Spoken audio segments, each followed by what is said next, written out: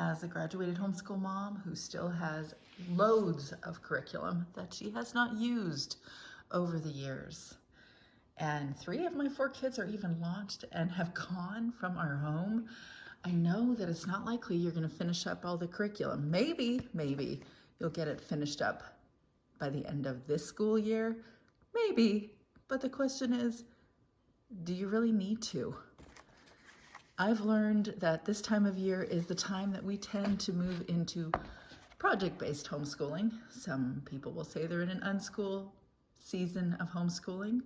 Sometimes people just recognize that they're tired of doing what they're doing, that maybe the traditional approaches to how they were homeschooling don't feel quite as satisfying, and they might need to do things differently.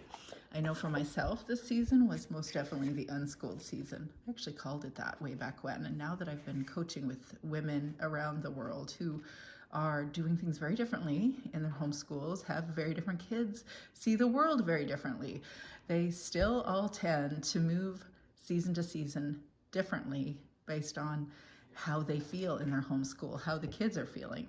So whether you call it unschooling, whether you call it project-based learning, whether you call it moving away from traditional learning, I think moving into project-based homeschooling, or at least a season of leaning into things that matter to your kids, really going hard and deep into things that are fun, could be maybe a goal for you at this time of year. You don't have to assign a specific name to it.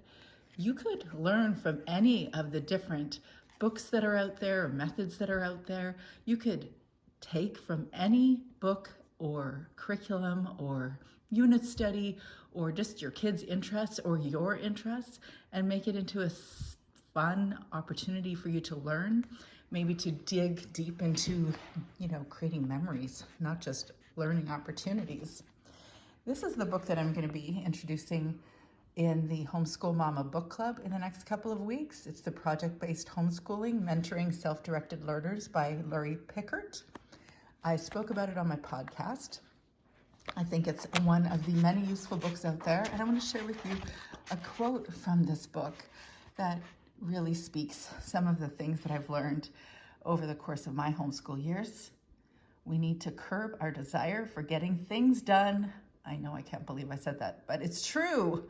We need to curb our need for getting things done and continue to slow the learning, or say again, commit to the slow learning that children need. That's the goal. Your child slowly acquires understanding and authority of an expert if they are allowed to dig deep into whatever it is they're learning.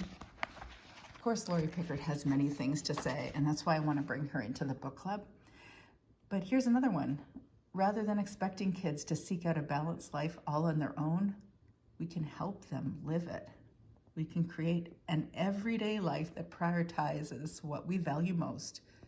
We can help our kids grow up experiencing creativity, inquiry, making ideas happen as part of their normal everyday life from their earliest days.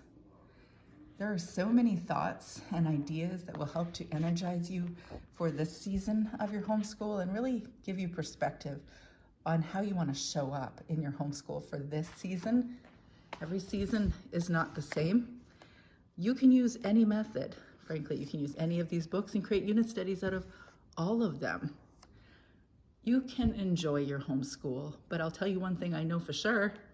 At the end of your homeschool days, you're going to have a lot of unfinished curriculum.